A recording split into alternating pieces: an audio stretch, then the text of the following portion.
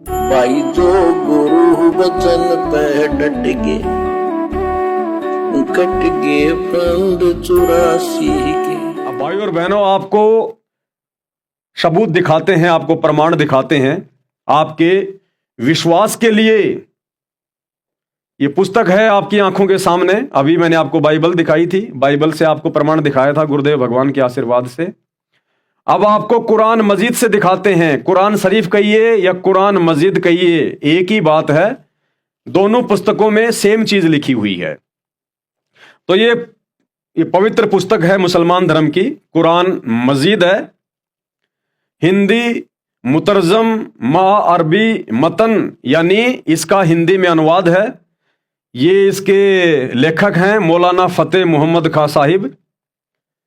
और ये कहाँ से छपी हुई है, सब कुछ लिखा हुआ है। एम आस्किन एंड कंपनी, कुरान मजीद हिंदी मुतरजम मा अरबी मतन। ये तजुर्मा मौलाना फतेह मोहम्मद खां साहिब जालंधरी, ये सब कुछ लिखा हुआ है। ये कहाँ से प्रकाशित हुई है? एम आस्किन एंड कंपनी, 788 हवेली आजम खां, जामा मस्जिद दिल्ली 6। ये इनके फोन नंबर हैं। कोई नकली पुस्तक नहीं है, डुप्लीकेट नहीं है, वही है जो हर मुसलमान के घर में है और हर मस्जिद में है।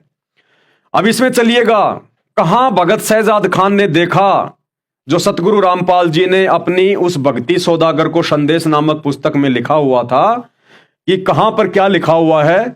तो ये आपके सामने है भाई और बहनों।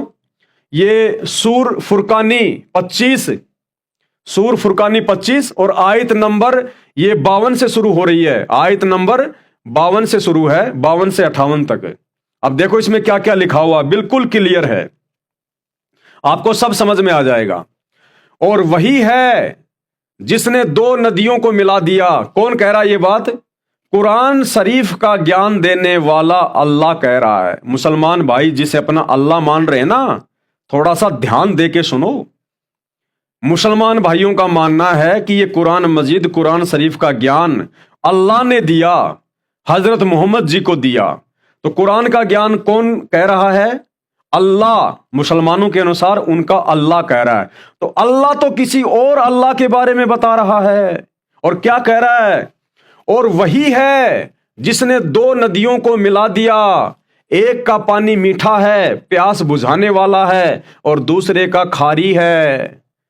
यानी मुसलमानों का अल्लाह कह रहा है कि वही है, यानी मेरे अलावा वो दूसरा अल्लाह, बड़ा अल्लाह वही है जिसने दो नदियों को मिला दिया, एक का पानी मीठा है, प्यास बुझाने वाला, और दूसरे का खारी है, छाती जलाने वाला, और दोनों के दरमियान एक आड़ और मजबूत ओट बना दी।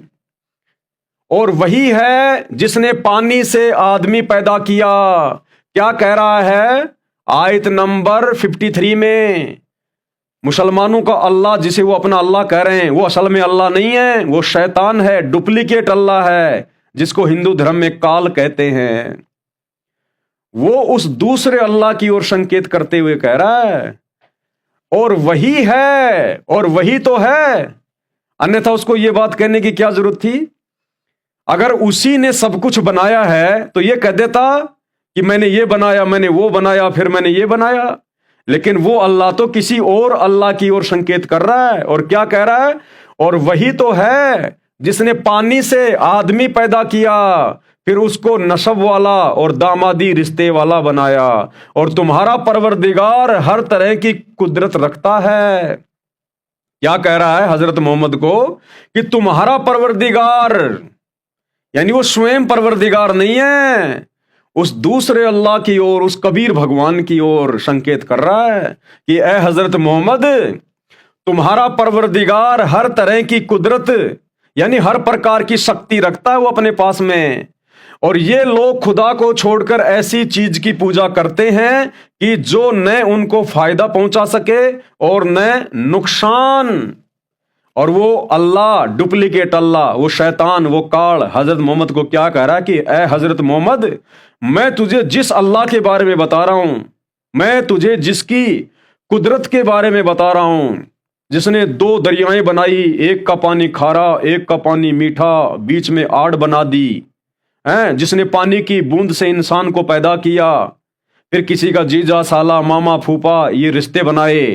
कहते हैं वो परवरदिगार, उसको छोड़कर ये काफिर लोग, उसको छोड़कर ये लोग ऐसों को पूज रहे हैं जो ना कोई फायदा पहुंचा सकते हैं ना कोई नुकसान दे सकते हैं।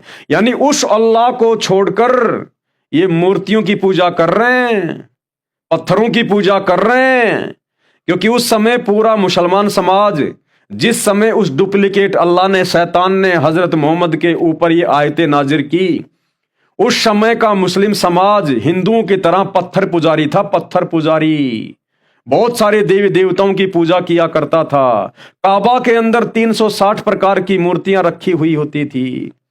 तो वो अल्लाह कह रहा है कि ये लोग उस समर्थ कादर परमेश्वर को, उस परवरदिगार को ना पहचान कर, उसको ना पूज कर, और ऐसों की पूजा कर रहे हैं, इन पत्थरों की, इन देवी देवताओं की पूजा कर रहे हैं जो ना उनको कोई नफा पहुंचाने वाले हैं और ना कोई नुकसान पहुंचाने वाले हैं।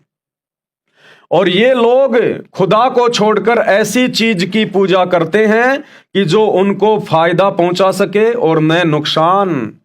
और काफिर अपने परवरदिगार की मुखालफत में बड़ा जोर मारता है।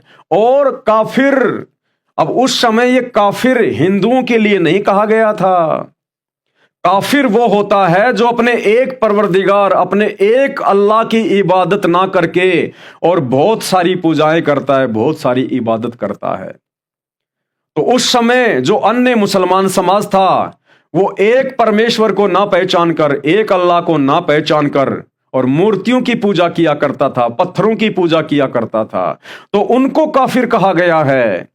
यानी उस समय का जो मुस्लिम समाज था, जो भी समाज था उस समय, उनको काफिर कहा गया है कि ये काफिर लोग उस परवरदिगार की पूजा ना करके, उसकी इबादत ना करके, जिसने 6 दिन में सृष्टि रची, 7वें दिन तख्त पे जा विराजा, वो बड़ा अल्लाह, रहमान अल्लाह, उसकी इबादत ना करके और इन पत्थरों को पूज रहे हैं जो ना कोई नुकसान पहुंचा सकते ना कोई फायदा पहुंचा सकते। और काफिर अपने परवरदिगार की मुखालफत में बड़ा जोर मारता है। आयत नंबर 55, और हमने ए मोहम्मद तुमको सिर्फ खुशी और अजाब की खबर सुनाने को भेजा है। आयत नंबर 56 कह दो कि तुमसे इस काम का मुआवजा नहीं मांगता। यानी वो डुप्लीकेट अल्लाह, वो शैतान, वो काल हजरत मोहम्मद को कह रहा है कि ए हजरत मोहम्मद, इन काफिरों को, जो तुम्हारे समाज के लोग हैं, जो ये पत्थरों की पूजा कर रहे हैं, इनको कह दो कि उस अल्लाह की जानकारी देने के लिए मैं तुमसे कोई पैसा नहीं लूंगा, कोई धन नहीं लूंगा, मैं तुम्हें खुशी में जानकारी दे रहा हूं। हाँ, जो शख्स चाहे अपने परवरदिगार की तरफ जाने का रास्ता अख्तियार कर ले और उस खुदा ए जिंदा पर भरोसा रखो। अब देखो भाई और बहनों, बिल्कुल क्लियर, बिल्कुल साफ, मुसलमान भाई जिसे अल्लाह मानते हैं, जिसने कुरान शरीफ का ज्ञान हजरत मोहम्मद को दिया, अरे वो तुम्हारा अल्लाह तो खुद कह रहा है किसी और अल्लाह के विषय में। क्या कह रहा है? और उस खुदा ए जिंदा पर भरोसा रखो जो कभी नहीं मरनेगा। कि उस खुदा ए जिंदा पर भरोसा रखो, उस परमात्मा पे भरोसा रखो। कौन था वो खुदा ए जिंदा? जो हजरत मोहम्मद जी को मिला था जिंदा रूप में, वो कबीर परमात्मा, कबीर अल्लाह, मुर्शिद रूप में जो हजरत मोहम्मद को मिला था, उसके विषय में वो डुप्लीकेट अल्लाह, वो शैतान जिसे मुसलमान अपना भगवान कहते हैं, वो संकेत कर रहा है। वो कह रहा है हजरत मोहम्मद को, क्या कह रहा है? और उस खुदाए जिंदा पर भरोसा रखो जो कभी नहीं मरेगा।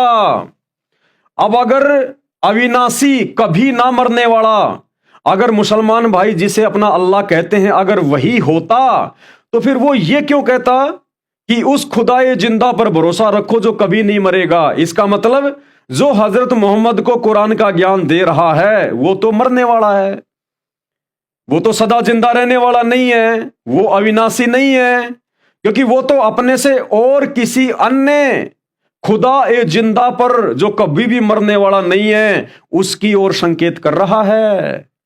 तो मुसलमान जिसे अपना अल्लाह कह रहे हैं वो भला अविनाशी कहां हुआ? तो ये जो डुप्लीकेट अल्लाह है, जो शैतान है, जो काल है, इसकी जन्म और मृत्यु होती है। ये अविनाशी नहीं है, ये रहम दिल अल्लाह नहीं है, ये तो जबरदस्ती अल्लाह बना बैठा है। अब इसका पर्दाफाश होगा। सतगुरु रामपाल जी ने पूरा पर्दाफाश करके रख दिया है, हर धर्म के धर्म ग्रंथों को दिखा दिखा के। तो क्या कह रहा है वो मुसलमानों का अल्लाह? और उस खुदाए जिंदा पर भरोसा रखो जो कभी नहीं मरेगा, और उसकी तारीफ के साथ तस्बीह करते रहो, और वह अपने बंदों के गुनाहों से खबर रखने को काफी है। यानी वो सबके विषय में जानता है। मुसलमानों को अल्लाह कह रहा है कि मैं जिस अल्लाह की बात कर रहा हूं ना, जो सबसे बड़ा है, जो मेरे से भी बड़ा है, जो खुदाए जिंदा है, जो कभी नहीं मरता, वो सबके विषय में जानकारी रखता है, सबकी खैर खबर रखता है।